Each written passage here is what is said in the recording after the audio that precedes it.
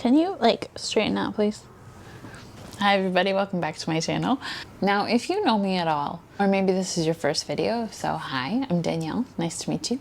Then you know that I love Disney, especially Disney parks. My mom used to take my brother and I to Walt Disney World 2-3 times a year growing up. So I've probably been to Walt Disney World over 1,000 times. I actually used to work at Walt Disney World, which is a story for a whole nother video. And a few years ago when I started traveling more, I made it a point to try to go to every Disney park in the world. And actually last year in October, I hit that mark going to Hong Kong Disneyland. So I have now been to all 6 Disney resorts in the world. And I thought today it'd be kind of fun to rank them and tell you what is the best Disney resort I've been to, what is not so good. I'm gonna do it by resort instead of by park because I think that's much easier since you're gonna travel to the resort where the parks are. So let me tell you what's great, what's not so great, needs some work, and what the best Disney parks in the world are. Coming in at number 6, the lowest on the list, and hear me out here, is Disneyland Paris, the Disneyland Paris resort. I went to Disneyland Paris in 2016. That was actually my first international Disney park. Now, the castle in Disneyland Paris is one of, if not the most beautiful Disney parks castle there is. I love the walkthrough, especially in the castle there,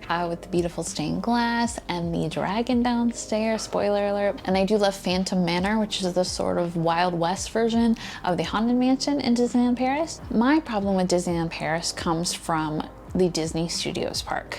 That park does have some good elements. The Ratatouille ride is in Disneyland Paris, and that is a fantastic ride. But my problem with Disneyland Paris is it's sort of an amalgamation of other things. It's just kind of a random selection of rides. I'll show you a map here. We've got an Aladdin ride over here. We've got the Ratatouille ride over here. We've got a Cars ride over here. And then we've got the Tower of Terror. It doesn't really make sense. It's not a cohesive idea of a park. I'm guessing more with Disney Studios that they tried to be more of an MGM, Hollywood Studios kind of thing, but it doesn't really work. And I think now they're leaning more into the Marvel kind of world, which is great for the park, but I definitely do think that park needs some work. And so that is why Disneyland Paris is lowest on the list. Again, actual park Disneyland Paris is great, but the Disney Studios park brings that down quite a bit and definitely needs some work. Coming in at number 5, we've got Hong Kong Disneyland. Hong Kong Disneyland was my final park. I went to Hong Kong Disneyland in October of last year, and I think it's a pretty great park. Obviously, rides like Mystic Manor are absolutely amazing, and I think that Ant-Man and the Wasp, which is the newest ride that's in Hong Kong Disneyland, is actually pretty good. It uses the Buzz Lightyear Astro Blaster technology, and we of course have the Disney Dim Sum at Crystal Lotus, and we stayed at the Explorers Lodge, which is a beautiful hotel and kind of reminds me of the Animal Kingdom Lodge hotels in Walt Disney World. And because it was Halloween time, we actually saw the show Let's Get Wicked, which was really awesome. But my problem with Hong Kong Disneyland, it just doesn't seem worth it for a big trip all the way to Hong Kong just to go to that park. The park is nice, but there's not that many rides that I sort of want to ride in that park. Now, I know that they are working on that park. They're gonna add a Frozen Land very soon, but to me, that park doesn't rank as high as the other parks because I feel like a ride like Mystic Manor isn't enough to carry the park all the way. Coming in at number 4, and I know I'm going to get some texts or comments or something from this one, is Disneyland. I know. It's the first, it's in the US, it has to be the best. I like Disneyland quite a bit. I've been there twice. My mom would argue that I've been there 3 times because she says that she took me and my brother when we were younger, but I don't remember that, so I'm not gonna count that. I know she's gonna text me and be like, what do you mean? And I do love Disneyland. It's the first. That California weather, Cars Land. But there are a few things that I do not like about Disneyland that I think keep it to the level it is, number 4. Number 1, there are some older rides that I think are kind of past due to get out, like Mr. Toad's Wild Ride. I also really like California Adventure. Obviously, Soarin' came from there. I love Soarin'. It's my favorite thing at Epcot. And I do love Cars Land. The theming of Cars Land is absolutely amazing. I'm not the biggest fan of the retheming of Pixar Pier. I feel like it's okay, but it kind of just feels like a refurbishment. And I'm one of the biggest Pixar fans that you'll find. But a problem that I have with Disneyland, and a problem that's only fixable up to a certain point, is that it was built for a 1950s and 60s audience. The walkways in Disneyland are so incredibly tiny, and due to the crowds, it sometimes makes it almost impossible to walk through Disneyland. Now, obviously, that's not Disneyland's fault. Walt Disney didn't know that millions of people around the world would come to his park, but it can make Disneyland a little suffocating. Hear me out, I do like Disneyland. I just don't think it's as high as the other parks I'm going to talk about. So sue me. At number 3, we've got Shanghai Disneyland. I've been to Shanghai Disneyland twice. I went in December 2016, about a year after it opened, and I went in October 2019 during my family and I's big Disney Asia trip. Shanghai Disneyland affords the space that Disneyland cannot. The walkways in Shanghai Disneyland are so big. That park can accommodate so many people, but the way that Shanghai Disneyland is laid out is absolutely amazing. I think the Tomorrowland there is so unique and has the best version of Buzz Lightyear Astro Blasters, where I can actually score some decent points. Obviously, Tron Light Cycle Run, absolutely amazing. And of course, who can forget about the Pirates of the Caribbean ride, which is probably one of my top favorite rides in any Disney park. I definitely shy away from the athletic like climby thing that's over on the side.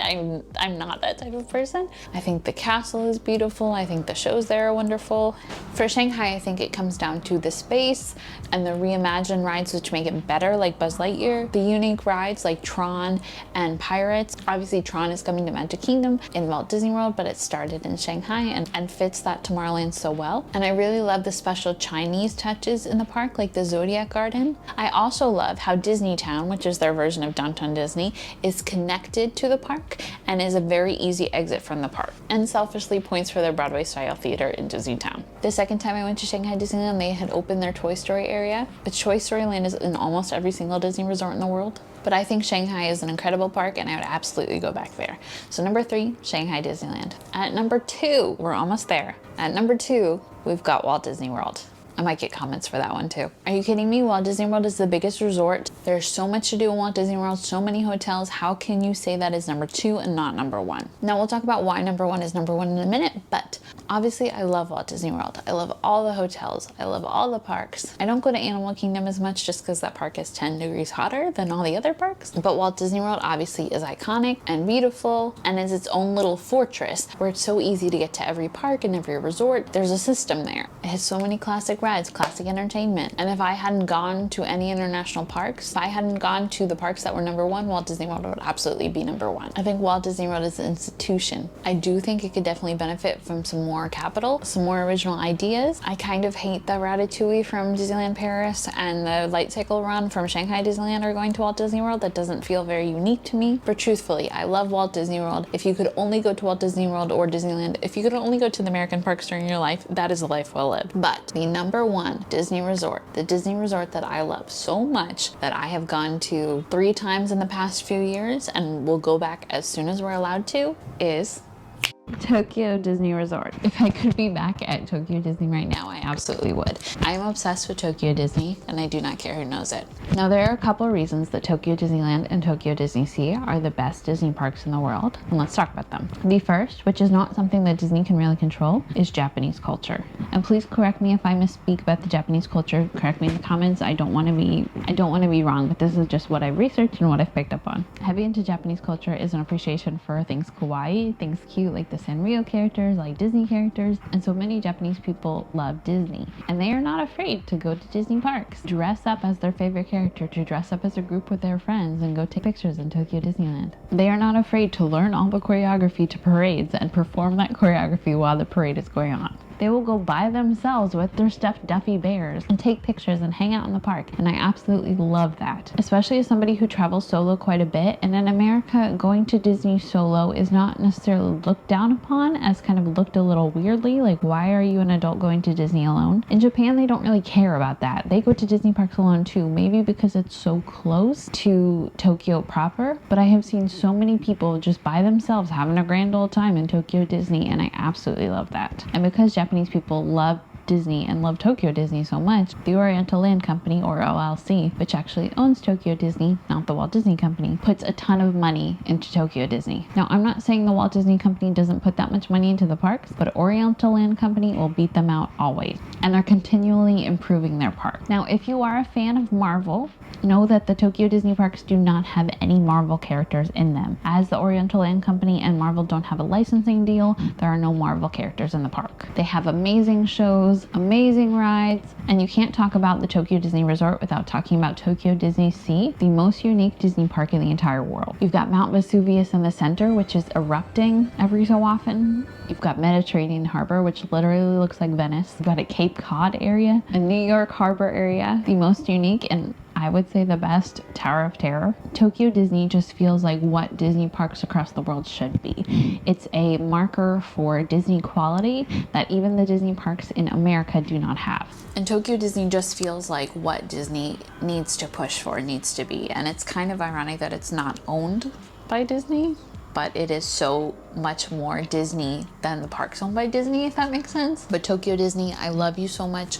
I cannot wait to come back. Yes, it is expensive to go over to Japan, but it is worth it. And honestly, the food and merchandise in the park is on par, if not less expensive than the American parks. I just think that every Disney park in the world needs to hold itself up to a standard of what Tokyo Disney is. And thus ends my Tokyo Disney fangirling. But yeah, I guess that does it for this video. If you have any questions about all 6 Disney resorts in the world, let me know. I know this could be controversial, especially given Disneyland at such a low ranking. Come at me, I'm ready for it. And let me know if you want to see videos about traveling to the parks, the best way to go to each park, how my family and I did that 2-3 week Asia trip where we went to all the Disney resorts in Asia. So let me know if that's something you want to see. Again, thank you so much for watching, and I will see you next time. Bye.